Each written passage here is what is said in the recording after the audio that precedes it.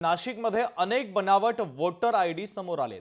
ठाकरेंचे पदाधिकारी योगेश गांगुर्डे यांनी या संपूर्ण प्रकरणाचा पर्दाफाश केला।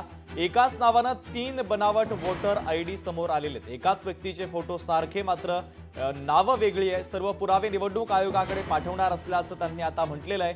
असे बनावट कार्ड तयार करणाऱ्या संबंधित अधिकाऱ्यांची चौकशी करण्याची मागणी देखील आता करण्यात आलेली आहे।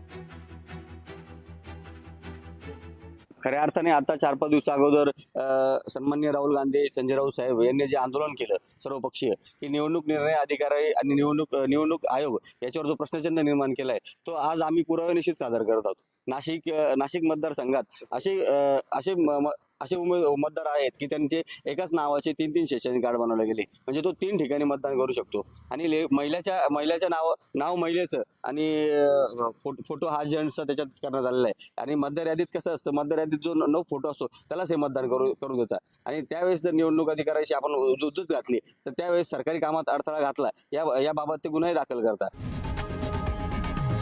लोकशाही मराठी ऐका, पहा, जागरूक रहा।